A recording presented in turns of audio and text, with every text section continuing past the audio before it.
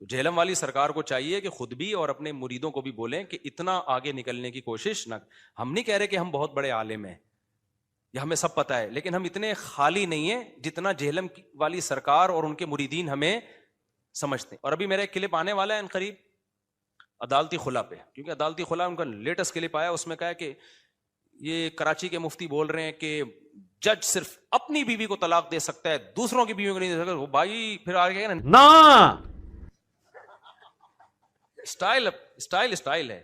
مجھے بتایا مردوں نے کہ ہماری بیوی نے انجینئر صاحب کا کلپ سنا ہے, 5 بچوں کے بعد جا کے عدالت سے خلا لے رہی ہے وہ, اور کہہ رہی میرے پاس بھی حق ہے کیونکہ اس کو وسیم پسند آ گیا ہے. اب جہلم والی سرکار یہ کہتی ہے کہ حرام ہے ایسے خلا لینا, لیکن ہو جائے گا.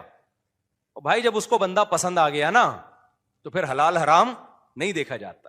عشق جب بھوت سوار ہوتا ہے نا تو پھر اچھے پھسل جاتے ہیں. یہ ہم ججوں کے غلام اور لونڈیاں ہیں کہ جج ہماری بیوی کو بھی جب چاہے طلاق دے دے, ایسا تھوڑی ہے. لوگ اس کو فالو کر رہے ہیں, لوگ کہہ رہے ہیں بھائی یہ دکھ حوالے تو دینا ہے نا. میں کہہ رہا ہوں یہ مفتی تھوڑی ہے, مفتی صاحب چھوڑو اس کو, کون مفتی کون عالم, ریفرنسز تو دے رہا ہے نا, یہ لوگوں کی دلیل ہوتی ہے. میں کہتا ہوں وہ ریفرنسز عربی میں ہے, اس کا اردو ترجمہ صحیح ہے یا غلط ہے یہ آپ کو پتا ہے؟ کہہ رہے ہیں بھائی ترجمہ تو لکھا ہوا ہے نا, پھر وہ نیٹ سے ہٹوا دو ترجمہ. ہم وزیر اعظم نہیں بنا سکے 1 مہینے تک, جو ہمارے لیے ترجمے سے زیادہ ضروری ہے, تو ہم وہاں سے کہاں سے ہٹوا دیں؟ تو کہہ رہے نہیں حوالے کا کیا ہوگا, وہ جو حوالے دے رہا ہے. میں کہہ رہا تھا بھائی جہلم گیا تھا تو میرے سامنے دے دیتا نا حوالے. کہہ رہے نہیں کوئی حکمت ہوگی نہیں آئے, تو میں نے کہا بلایا, کہہ رہے غلطی ہو گئی بلایا آپ کو نہیں آیا, حوالے تو ہے نا. علمی میرے اعصاب اتنے مضبوط ہیں کہ یہ زمین و آسمان کے سارے مولوی مل کے مرے ہوئے زندہ سامنے آ جائیں. تمہارے مرے ہوئے بزرگ اور زندہ بزرگ ان کے سارے دلائل فیل ہو گئے جس بندے کے سامنے, اسے تیاری کرنے کی ضرورت نہیں ہے. تو میں سورہ فاتحہ ہی اتنی روانگی کے ساتھ نہیں آتی جس طرح مجھے قرآن و سنت کے دلائل ازبر یاد ہے الحمدللہ. نا اسٹائل ہے.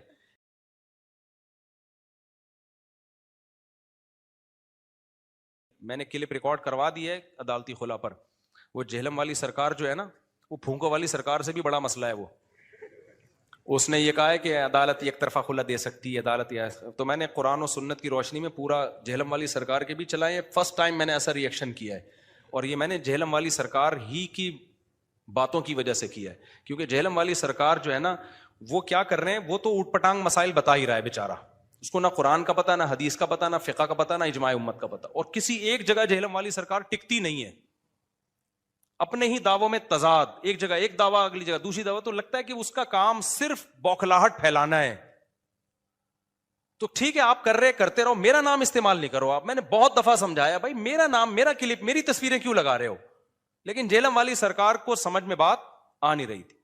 اس کا نتیجہ نکلا میں جہلم چلا گیا ان کے بلانے پر, پھر بھی وہ مارکیٹ سے شارٹ. میں نے کہا قصہ ختم ہو جائے نا تاکہ یہ, تو میں نے سمجھا قصہ ختم ہو گیا بھائی, ساری دنیا نے دیکھ لیا ایک بندہ آیا ہے کہہ کر گیا ہے کہ آپ پازیٹیو رسپانس دیتے ہیں, بیٹھیں گے جب آپ کا ٹائم ہوگا ہم اسی وقت بیٹھیں گے, آپ بتا دیں میں تیار ہوں. تو اس پہ بھی نہیں رسپانس دیا. پھر جہلم والی سرکار نے کہا کہ بھائی آپ جو ہے وہ آن لائن آ جاؤ. میں فوراً تیار ہو گیا, میں نے کہا ٹھیک ہے شرائط طے کر لیتے ہیں. تو جہلم والی سرکار نے کہا ہم منگول ہیں, ہم شرطیں نہیں لگاتے, دھاڑ تھلے, 3 باتیں کہیں. وہ پھر ان کا جو ریئیکشن آیا تھا نا وہ بھی یوٹیوب پہ پڑا ہوا ہے, دھاڑ تھلے, ہم منگول ہیں, شرطیں کیوں لگاتے ہو. بغیر شرطوں کے جب ڈیبیٹ ہوتی ہے تو مرغوں کی لڑائی ہوتی ہے. وہ بحث کوئی علمی بحث کبھی بغیر شرطوں کے, ہم کوئی یہ تھوڑی شرطیں لگا رہے ہیں کہ دونوں گٹکے کھا کے بیٹھیں گے یا توے پہ بیٹھ کے مناظرہ ہوگا, اور توا کم سے کم اتنی ڈگری گرم ہونا چاہیے. بھائی نارمل شرطیں کہ کتنی دیر ڈیبیٹ ہوگی, ٹاپک کیا ہوگا, آپ کتنی دیر بات کریں گے, پھر میں کتنی دیر بات کروں گا, ثالثی کا کردار کون کرے گا, یہ شرطیں ہم نے طے کرنی تھی. انہوں نے کہا کہ شاید ایسی شرطیں ہیں کہ ہم توے پہ بیٹھ کے, چولہے پہ بیٹھ کے بحث ہوگی, تو شرطیں کیوں لگاتے ہو.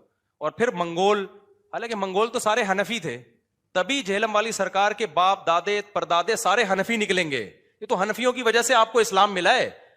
ابا بھی حنفی, دادا بھی حنفی. اگر ابا بالفرض اہل حدیث ہیں تو دادا تو حنفی ہوں گے, دادا بھی اگر اہل حدیث تو پردادا تو پکے حنفی.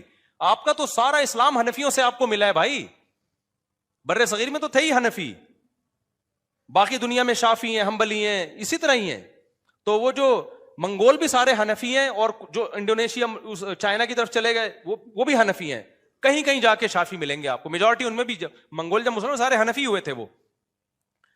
تو اچھا دھاڑ تھلے کا مطلب مجھے پہلی دفعہ میں نے سنا تھا دھاڑ تھلے, ابھی تک مجھے اس کا مطلب نہیں پتا دھاڑ تھلے کا مطلب کیا ہے, لیکن چونکہ وہ ریئیکشن ہوا نا غصے میں, تو میں اب یہ سمجھ رہا ہوں کہ جب بھی کہیں غصہ آئے تو دھاڑ تھلے. اب اس دن کے بعد سے مجھے بھی جب بھی غصہ آتا ہے نا اپنے ساتھ میں کہوں دھاڑ تھلے, مجھے نہیں پتا اس کی کیا مطلب کیا ہے, لیکن اس کا مطلب ہے جب بہت غصہ آ رہا ہے نا دھاڑ تھلے. یہ بھی لینگویج سیکھنے کا ایک دیسی طریقہ ہے. اب پتہ نہیں تو کبھی جہلم میں ملاقات ہوئی تو میں پوچھوں گا بھائی دھاڑ تھلے کا اصل مطلب کیا ہے. میں تو اردو جانوں, پنجابی تو نہیں آتی نا مجھے. تو اب جہلم والی سرکار کا کام یہ تھا کہ میں جہلم سے آ گیا, بھائی جو ذلت ہونی تھی آپ کی ہو گئی, ختم کرو, چپ کرو, اس ٹاپک کو ختم کرو, آپ نے جو کرنا ہے کرو. آپ نے پھر آن لائن مناظرے کا چیلنج کر دیا, میں نے آن لائن مناظرے کا چیلنج قبول کیا, پھر آپ پیچھے ہٹ گئے, پھر آپ نے خود ہی کہا دوستی کا ہاتھ بڑھا لیا. میں خوش تھا اس پہ کہ چلو یار یہ پھڈا کیا ہونا چاہیے, ختم. آپ کا جو نظریہ آپ ٹھیک ہے پھیلاتے رہو, جس میں عقل ہوگی وہ خود ہی سمجھ جائے گا کون صحیح ہے کون غلط ہے. ٹھیک ہے بھائی, بات ختم ہو گئی تھی. میں چپ کر کے بیٹھا ہوا تھا نا اتنے سالوں سے, پھر وہی میرا تصویریں, پھر وہی میرے کلپ. اب میں نے اگر آپ کا نام لیا تھا نا کسی میں, تو وہ آپ نے پہلے لیا, اس کے بدلے میں میں نے نام لیا ہے آپ کا. وہ کہہ سکتا ہے کہ مفتی صاحب نے پہل کی ہے, وہ آپ نے پہل کی, اس کے بعد میں نے جواب دیا ہے, پھر آپ نے پہل کی. تصویر خود اپنے چینل پہ نہیں تو اپنے شاگردوں کو لگایا ہوا ہے. تو اس لیے پھر میں نے کہا بھائی یہ دو تو ہو گئے, ایک جہلم جا کے آ گیا, ایک آن لائن ہو گیا, اب ایک تیسرا رہ گیا کہ اسی طرح سے ریئیکٹ کرواؤ جہلم والی سرکار کا. پہلے میں ریئیکٹ جو کرواتا تھا نا سرکار کے کلپ نہیں لگاتا تھا میں, اس سے کیا ہوتا تھا سرکار میری بات کو غلط رخ پہ لے جاتے تھے. اب میں نے کیا کیا, پہلے سرکار کا کلپ چلے گا, پھر میں بتاؤں گا یہ جو حدیث کا ترجمہ کر رہے ہیں یہ ترجمہ یہ بنتا نہیں ہے, یہ سرکار نے جو حدیث پیش کی ہے پوری حدیث یہ نہیں, پوری حدیث یوں ہے. سرکار جو کہہ رہے ہیں میں فلاں کو مانتا ہوں تو سرکار فلاں کو نہیں مانتے, فلاں کا یہ ارشاد ہے جس کو سرکار نے توڑ موڑ کے پیش کیا ہے. تو سرکار کو چاہیے چپ ہو جائیں. اچھا سرکار کے میں جیسا اللہ نے کانفیڈنس دیا نا غلط باتوں پہ, ایسا ہی ان کے مریدوں میں بھی کانفیڈنس ہے. ان کے مرید سمجھتے ہیں کہ جہلم والی سرکار جیسا اس کائنات میں کوئی قرآن و سنت کو جاننے والا پیدا ہوا ہی نہیں. یہ بہت زیادہ خوش فہمیوں میں ہیں. اور میرے بارے میں پتہ ہے نیچے کیا کمنٹس کیے ہوئے ہوتے ہیں ان کی سرکار کے مریدوں نے, مفتی صاحب کو تو بابوں کی کتابوں کے علاوہ کچھ بھی پتا نہیں ہے. تکبر اللہ کو پسند نہیں ہے, سمجھ رہے ہو, تکبر اللہ کی چادر ہے, جو اس میں اللہ سے الجھے گا نا اللہ اس کو رسوا کرے گا. تو جہلم والی سرکار کو چاہیے کہ خود بھی اور اپنے مریدوں کو بھی بولیں کہ اتنا آگے نکلنے کی کوشش نہ.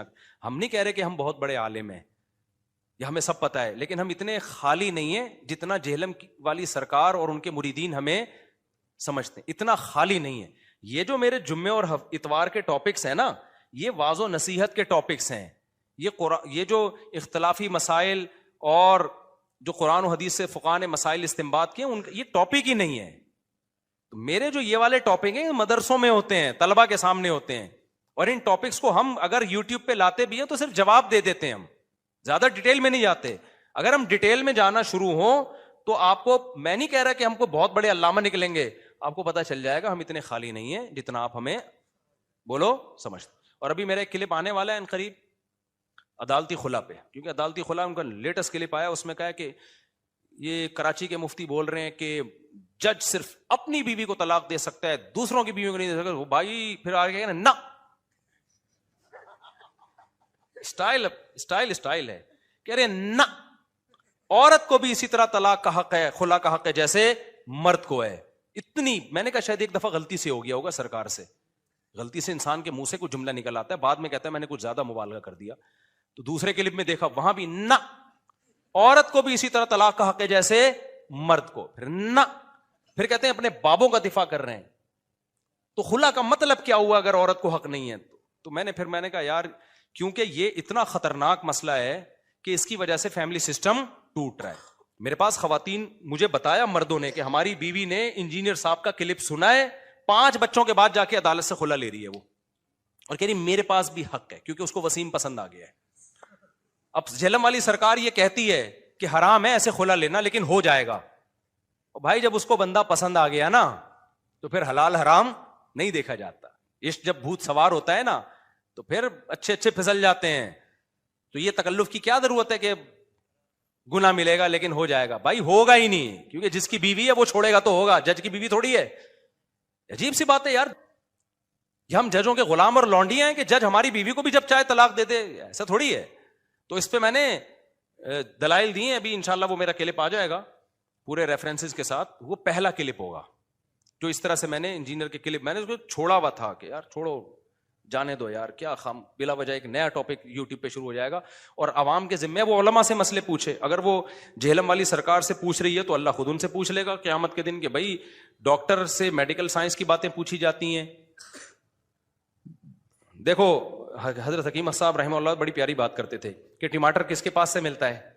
टमाटर वालों के पास से। ऐसा ही है ना, गोश्त किसके पास से मिलेगा? गोश्त वालों के पास से। प्रॉपर्टी कहां से मिलेगी? स्टेट एजेंटों के पास से। ऐसा ही है ना। कभी ऐसा हुआ कि टमाटर वाले के पास आप गए, मुझे बकरे का 3 किलो गोश्त देते तो फरमाते थे इल्म अल्लाह कहां मिलेगा? अल्लाह वालों के पास। कुछ बुजुर्ग होते हैं जिनके दिल में दुनिया की मोहब्बत नहीं, अल्लाह की मोहब्बत होती है, उनके पास बैठ के क्या पैदा होगा? अल्लाह की मोहब्बत, अल्लाह आएगा। और इल्म कहां मिलेगा? उलमा के पास मिलेगा। समझते हो? जिन्होंने, और इनमें हर एक प्रॉपर वे में चल के नॉलेज हासिल की हो तो होगा। डॉक्टर किसको कहते हैं? मेडिकल साइंस का माहिर, चंद किताब में पढ़ के नहीं होता, प्रॉपर वे में इल्म हासिल किया हो। हकीम किसे कहते हैं? प्रॉपर वे में हिकमत का इल्म हासिल किया हो। होम्योपैथिक डॉक्टर कौन होता है? प्रॉपर वे में बाकायदा उसने कोर्स किया हो। सिलेबस है, निसाब है, उसमें अरबी ग्रामर है, उसमें फ़िक़्ह है, उसमें हदीस है, इजमाई उम्मत है, फ़ुक़हा के इख्तलाफात हैं, उन इख्तलाफात में हर एक के पास क्या क्या दलील है, उसका मुज़ाकरा है, उसका बहस मुबाहिसा है। उसके बाद इंसान एनालाइज करता है, फिर हर मसले को उसकी वैल्यू देता है अमल के लिए को इख्तियार करता है, और बाकी जिसकी जो वैल्यू है वो उसको देता है।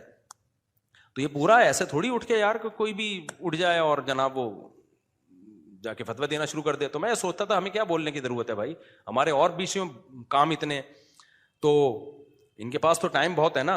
एक एक हफ्ता यही एक ही टॉपिक पे तैयारी होती रहती। मेरे तो सुबह जामिअतुल हिंद में पढ़ाता हूं मैं, फिर उसके अलावा मेरे बयानात इस्लाहो जो इस्लाही बयान है, लोगों को जिना से रोकना, घरों में जो मसाइल खड़े हो रहे हैं, हर तरह के मसाइल ना, 20 किस्म के लोग सुबह शाम मसाइल पूछ रहे होते हैं। तो मेरे पास टाइम कहाँ था, लेकिन जब बहुत ज्यादा हो गया मैंने कहा यार अभी खुला में भी ये मसला कर दिया, इतना बड़ा मसला, जिना के दरवाजे आप लोगों के लिए खोल रहे हो, और ऐसा इजमाई मसला जिसमें किसी का इख्तलाफ ही नहीं है, उसमें आप लोगों को इतना मिसगाइड कर रहे हो, और अमली तौर पर उसकी खराबियां भी सामने आना शुरू हो गई हैं। लोग उसको फॉलो कर रहे हैं, लोग कह रहे हैं भाई ये दुख हवाले तो देना है ना। मैं कह रहा हूं ये मुफ्ती थोड़ी है, मुफ्ती साहब छोड़ो इसको, कौन मुफ्ती कौन आलिम, रेफरेंसेस तो दे रहा है ना, ये लोगों की दलील होती है। मैं कहता हूं वो रेफरेंसेस अरबी में है, उसका उर्दू तर्जमा सही है या गलत है ये आपको पता है? कह रहे हैं भाई तर्जमा तो लिखा हुआ है ना, फिर वो नेट से हटवा दो तर्जमा। हम वजीर आजम नहीं बना सके 1 महीने तक, जो हमारे लिए तर्जमे से ज्यादा जरूरी है, तो हम वहां से कहां से हटवा दें? आज एक डॉक्टर साहब ने कहा कि यूट्यूब पे ना एक 2 नंबर डॉक्टर है, 2 नंबर, कितना लोगों को मिसगाइड कर रहा है वो। उन्होंने कहा वो डॉक्टर है ही नहीं, कितना गलत गाइड कर रहा है। मैं नहीं बताऊंगा क्या, क्योंकि जो जिन लोगों का काम है वो कर नहीं रहे, तो हम थोड़ी कर सकते हैं काम। तो मैंने कहा भाई आप केस करें। कह रहे कौन केस करे? गवर्नमेंट खुद इन्वॉल्व है उसमें, भत्ता जा रहा है उनके पास, पैसा जा रहा है उनके पास, तो खुद वो जो है ना गवर्नमेंट सपोर्ट कर रही होती है, जो गवर्नमेंट में 2 नंबर लोग होते हैं वो खुद सपोर्ट कर रहे होते हैं। तो हम क्या कर सकते हैं भाई, हमारे हाथ बंधे हुए हैं। तो सऊदी अरब में होता ना तो फौरन केस हो जाता, भाई आप प्रॉपर वे में इल्म हासिल नहीं किया, आपको कैसे किसने फतवा देने की इजाजत दी है, तो आप बैठ जाओ आराम से। तो सऊदी अरब में या किसी गैर मुस्लिम कंट्री में, मैं जब मस्कत गया ना तो मेरे मस्कत वालों ने बयान रखवाए वहां पे, तो वहां ऐसी अंधेर नगरी नहीं है जो भी जाए बयान करना शुरू कर दे। तो वहां की गवर्नमेंट को उन्होंने कहा कि ये बयान कर, गवर्नमेंट ने कहा इसकी क्या दलील है कि ये आलिम है, तो प्रॉपर वे में इल्म हासिल किया है? उन्होंने कहा हाँ। उन्होंने कहा सर्टिफिकेट लेकर आओ। तो हमारे जामिअतुर रशीद से जहाँ जहाँ इदारों से मैंने पढ़ा सारे सनदें उठा के हमने भेजी हैं, उन्होंने उसकी तस्दीक की, उसके बाद मुझे परमिशन मिली है वहां बयान करने की। फिर भी मैं नहीं कह रहा कि जो भी सर्टिफाइड आलिम होते हैं वो सारे सही भी होते हैं, गलत भी होते हैं, 2 नंबर भी होते हैं, लेकिन 2 नंबरों की वजह से ये तो नहीं कि अब दीन का इल्म आप उलमा के अलावा आम लोगों से हासिल कर लो। 2 नंबर डॉक्टरों की वजह से आप ये कहो कि अब हम इलाज मैकेनिक से करवाएंगे। भाई 2 नंबर डॉक्टर अगर होते हैं तो 1 नंबर के पास जाओ आप, लेकिन इलाज तो डॉक्टरों ही से होगा ना। तो ये बात लोगों को उसूल समझ में नहीं आ रहा। तो कह रहे नहीं हवाले का क्या होगा, वो जो हवाले दे रहा है। मैं कह रहा था भाई जेहलम गया था तो मेरे सामने दे देता ना हवाले। कह रहे नहीं, کوئی حکمت ہوگی نہیں آئے. تو میں نے کہا بلایا, کہہ رہے ہیں غلطی ہو گئی, بلایا آپ کو نہیں آیا, حوالے تو ہے نا. میں نے ساتھیوں سے مشورہ کیا, میں نے کہا انجینئر صاحب چپ بھی نہیں ہو رہے ہیں, ہمارا نام بھی ہر جگہ استعمال کر رہے ہیں, اور ان کے فینس جو ہیں ہماری تصویریں لگا بھی رہے ہیں, اور پھر میرے پاس ٹائم نہیں ہے, لیکن میسج بہت برا جا رہا ہے. میری بدنامی نہیں ہے, بدنامی علماء کی ہو رہی ہے. اور جو عوام اس میں, ان صاحب نے کہا نا میری بیوی خلا لے رہی ہے, تو اس کا یہ جذبات ہے, گویا مجھے برا کہہ رہا ہو کہ اللہ آپ سے پوچھے گا قیامت کے دن, آپ لوگ کیوں ریکارڈ نہیں کرواتے, کیوں اس کا جواب نہیں دیتے. پر میں نے کہا یار خلا پہ تو کرو.